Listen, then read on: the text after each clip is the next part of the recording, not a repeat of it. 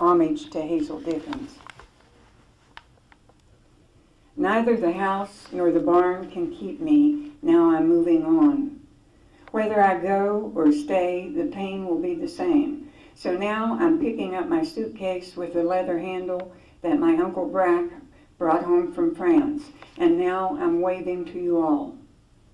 After this, nothing can ever hurt me, because my heart is wrung like a wet towel here, and my lips are swollen and red. By way of Garrett's Gap, and then by way of Deep Creek Road, I come to the turning, and turning away from air, fog-soaked and shining, away from the suck-hole in the river. The sewing factory closes, and I've got to have a paycheck. Since I was 12, I knew I'd have to turn my back on the smoky kitchen, on the tow-headed boys fighting at the well, on my mother's peaceable face. The faces I will meet later will never measure up. You know that. Nothing will. Both me and you have got to go sometime. Come on, let's tear the heartstrings loose and head for the station. Whether we go or stay, we've lost it.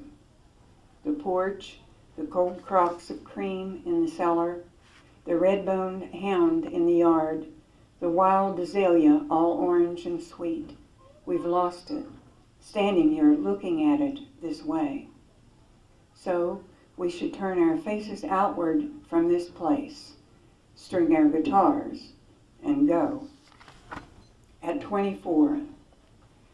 At 24, I had written and read until my eyes were bloodshot, spending nights and early mornings in a fervor of page filling while the baby slept. I was writing to save my life as I knew it could be. I was writing to inscribe my body on a stone tablet, writing in defiance and silence.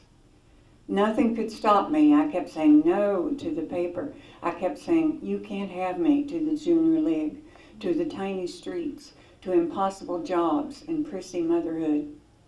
I was certain there was another way that didn't involve slavery, another way to love and work than the simian forms evolved so far. One morning, I drank 8 cups of coffee and wrote 4 poems, and I didn't even care that my head was bursting and I was lurching around while I scrubbed the bathroom. Another time, I left the children with my mother and lay in bed all day reading a biography of Van Gogh and groaning. What a life, what a life. I thought about Toulouse-Lautrec, that little freak. I was a freak myself, but only in private. I stared at his bronzes and terracottas and oranges until they pulled the color nerves out of my chest. That was a long time ago, and now I know that I knew nothing then, and if I had, I wouldn't have gone on. Dear Mr. President, I said, dear Dean, dear husband, dear our Father, dear tax collector, you don't know me. I don't know what I am, but whatever it is, you can't have me. Sunday morning, 1950. Bleach in the foot bathtub, the curling iron, the crimped, singed hair, the small red marks my mother makes across her lips, dust in the road and on the sumac, the tight white sandals on my feet. In the clean sun, before the doors, the flounces and flowered prints, the naked hands. We bring what we can, some coins, our faces, the narrow benches we don't fit, the wasps at the blue hexagons. And now the rounding of the unbearable vowels of the organ, the O of release. We bring some strain and lay it down among the vowels and the gladiolia. The paper fans, the preacher paces, our eyes are drawn to the window, the elms with their easy hands. Outside, the shaven, hilly graves we own.